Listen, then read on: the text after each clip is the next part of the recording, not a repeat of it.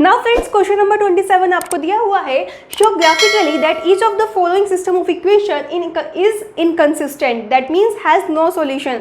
सो आपको ये दो इक्वेशन दी है एंड इनको क्या करना है, ग्राफिकली आपको सॉल्व करना है एंड बताना है कि इन दोनों इक्वेशन के कोई सॉल्यूशन नहीं है। सो आपको जानते हैं ना कि जब आपका नो सॉल्यूशन होता है तो इसको चेक करने की कंडीशन क्या होती है गाइज, ये आपको ग्राफिकली शो करना है। जो कंडीशन मैं आपको बता रही हूँ वो आपको नहीं करनी, वो आपको रफली चेक करनी है कि अगर a1 upon a2 equals to b1 upon b2 is not equals to c1 upon c2 होता है, then that these equation has no solution। तो हम इसे चेक करके देख लेते हैं, क्रॉस चेक करके।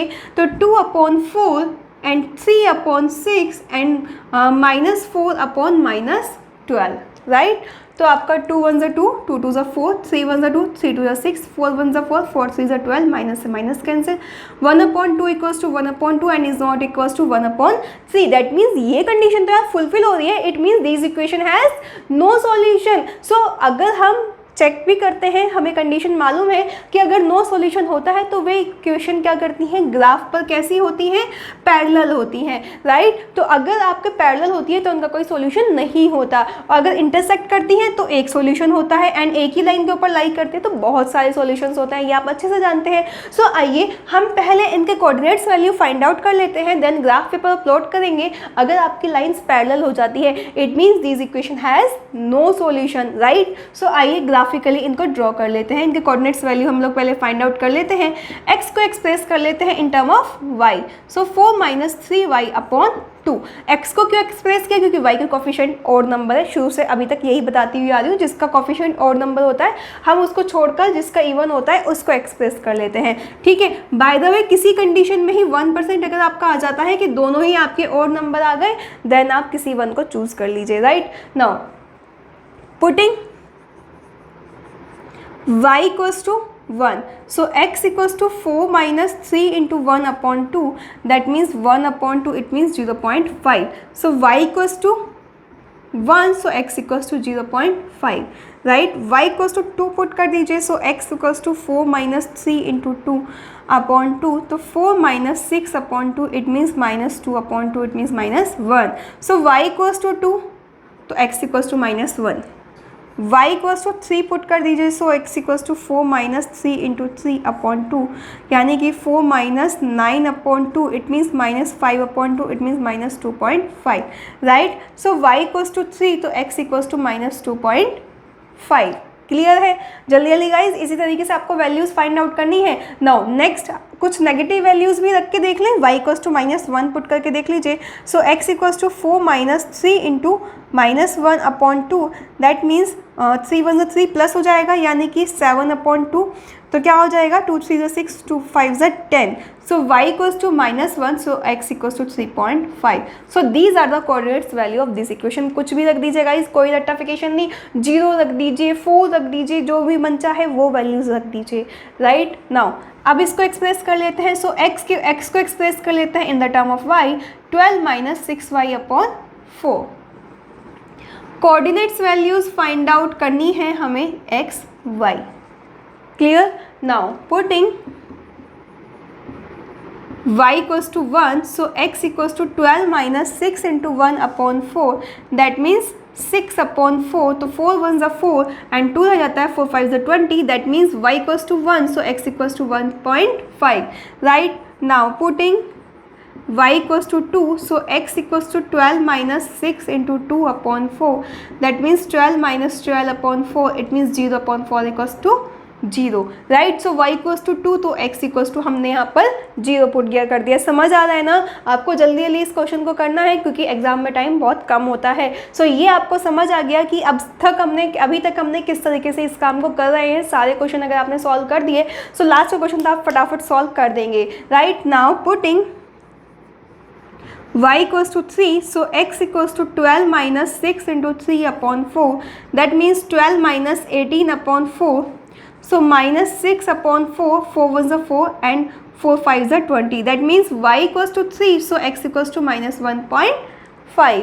राइट। नाउ अब हम क्या करते हैं, 4 रख देते हैं, ठीक है। तो आपका ये वैल्यू गाइज माइनस में है, ध्यान रखना, ठीक है, तो -1.5 ही लिखा है ना। y equals to 4, so x equals to 12 minus 6 into 4/4, ठीक है। नाउ क्या आ जाएगा आपका 12 माइनस 24/4, दैट मीन्स -12/4 यानी कि -3। So y equals to 4, so x equals to -3, right. So guys हमने क्या किया, यहाँ पर वैल्यूज़ को पुट कर दिया आपने। तो इस तरीके से हमने दोनों इक्वेशन के क्या फाइंड आउट कर लिए, कोऑर्डिनेट्स पॉइंट्स फाइंड आउट कर लिए। क्लियर है, हमने किस तरीके से फाइंड आउट किया, सिर्फ वैल्यूज़ को पुट किया है, जो भी आपके मन में आया वो पुट कर दिया, ठीक है। 1 2 3 4 या 0 पुट कर दो, -1 पुट कर दो, -2 पुट कर दो। सिर्फ हम लोग ध्यान रखते हैं इस चीज़ का कि ज़्यादा बड़ी वैल्यू ना बन जाए, 8 9 10 8 से अबव वैल्यूज़ बनती है तो ग्राफ पेपर पर प्लॉट करने में प्रॉब्लम आती है, तो इसलिए हम छोटी वैल्यूज़ को पुट करते हैं। क्लियर है, समझ आ रहा है ना आपको। सो इस तरीके से अब हम इन दोनों लाइन को ग्राफ पेपर पर प्लॉट करते हैं एंड चेक करते हैं कि इनफाइनाइटली मैनी सॉल्यूशंस है या नहीं है। सो आइए ग्राफ पेपर पर देख लेते हैं। नाउ फ्रेंड्स, क्वेश्चन नंबर 27 के जो हमने कोऑर्डिनेट्स वैल्यूज फाइंड आउट की हैं वो हमें ग्राफ पर शो करना है एंड बताना है कि दोनों इक्वेशन के कैसे सॉल्यूशन है, no solution, it means both equation are inconsistent, right. So आइए पॉइंट्स को सबसे पहले प्लॉट करते हैं। By the first equation we have 4 coordinates values, that is x-axis 0.5 then y-axis 1. When x-axis 0.5 then y-axis 1, it means this one, ठीक है, 0.5, 1. When x-axis -1 then y-axis 2, so this one हो जाएगा -1, 2. When x-axis -2.5, that means 2 और 3 के mid value, then y-axis is 3, right? So this one. Now -2.5, 3. Now when x-axis 3.5 positive value guys, 3 और 4 के बीच की, then y-axis -1, so it means this one. So x-axis -3.5 then y-axis 1. So join all the points and draw a line. So guys join all the points, okay. So this one and now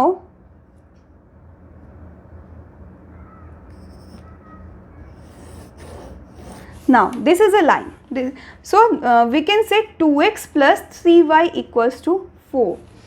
so guys अब आपको क्या show करना है कि जो आपकी lines हैं वो इनकंसिस्टेंट है। तो अगर आपने इंट्रो देखा है तो इनकंसिस्टेंट या फिर नो सॉल्यूशन का मतलब क्या होता है इक्वेशन का, कि जब दोनों लाइन कैसी हो, पैरेलल हो, मींस दोनों के बीच में डिस्टेंस सेम हो, पैरेलल हो, कभी भी एक दूसरे से मीट ना करें। सो आइए इसके पॉइंट्स देखते हैं और चेक करते हैं। X axis 1.5 then y axis 1, x axis 1.5, okay, then y axis कहाँ आ जाता है आपका 1 पे आ जाता है, ठीक है। So this one x axis 1.5 then y axis आपका 1, व्हेन x एक्सिस 0, ठीक है। सो इसको हम 0, इस कोऑर्डिनेट्स वैल्यू को इधर लिख लेते हैं जिससे आप इजीली आइडेंटिफाई कर सकें। सो गाइज ये था हमारा x एक्सिस पर ये coordinates value 0.5, 1। I hope now you have to easily visible. x axis 1.5 then y axis 1, right. So 1.5, 1. Now when x axis 0 then y axis 2. So this one coordinate value 0, 2. When x axis -1.5, okay. So this one. Now then y axis आपका कितना हो रहा है, 3 हो रहा है। So guys यहाँ पर मूव करते हैं। So it means this one, ठीक है। तो चेक कर लीजिए दोनों के बीच के डिस्टेंस 1.5 एंड y एक्सिस 3। सो यहाँ से हमारा क्या आ गया -1.5, 3. When x एक्सिस -3 तो अगेन नेगेटिव डायरेक्शन, तो -3 देन y एक्सिस कितना हो रहा है हमारा 4, okay. So this one when x axis -3 तो y एक्सिस कितना हो रहा है हमारा 4 हो रहा है। So guys join all the points and draw a single line. So this one, ठीक है। So now we will draw a single line, ठीक है। So this is the second equation, 4x plus 6y equals to 12, okay. So firstly guys दोनों के बीच में distance देखिए, distance check कीजिए, ठीक है। तो कितने कितने डिस्टेंस है दोनों के बीच में, हम चेक कर सकते हैं दोनों के बीच में समथिंग आपकी हाफ से मतलब समथिंग हाफ से कुछ पॉइंट ज़्यादा, दैट मीन्स 0.5, 0.7 की डिस्टेंस है सभी के बीच में। अगर हम चेक करेंगे छोटे छोटे बॉक्सेस चेक करेंगे ना आप, तो 0.7 की डिस्टेंस आ रही है दोनों के बीच में, राइट। एंड दोनों ही लाइन कैसी है, पैरेलल हैं, राइट। तो दोनों जब भी आपकी इक्वेशन पैरेलल कब होती है, जब उनके बीच के डिस्टेंस सेम सेम हो, राइट। जैसे 0.5 तो आपका आधा हो गया, लेकिन 0.7 के डिस्टेंस आपकी सब दोनों लाइन के बीच में आ रही है, तो इट मीन्स ये लाइन कैसी है, पैरेलल है, एंड दोनों ही इक्वेशन पैरेलल है। तो गाइज ये इट मीन्स ये कहीं भी आपके मीट नहीं करेंगे इन फ्यूचर, ये पॉइंट्स कहीं भी आपके एक दूसरे से नहीं मिलेंगे। और जब भी कोई पॉइंट्स एक दूसरे से नहीं मिलती हैं कहीं भी, तो it means we can say the equation has no solution, इस इक्वेशन का कोई भी सॉल्यूशन नहीं है। It means both the equation are inconsistent, right. ये कैसी है, इनकंसिस्टेंट है और इनका कोई भी सॉल्यूशन नहीं है। सो गाइज ये आपको लास्ट में लिखना है, बिकॉज बोथ लाइन, इनको नेम भी दे सकते हैं आप, ए बी और C D, both the line both the equation will not meet again and will not meet any time in the future. So we can say both equation has no solution, both equation are inconsistent, right. So last में ये message लिख देंगे आप लोग, and इस तरीके से ये क्वेश्चन नंबर 27 आपका सॉल्व हो जाता है। समझ आया? वीडियो लाइक नहीं की है जल्दी से कीजिए, कमेंट कीजिए, सभी फ्रेंड्स को शेयर कर दीजिए जिससे सभी के लिए हेल्पफुल हो। सो मिलेंगे नेक्स्ट वीडियो में, बाय बाय, टेक केयर।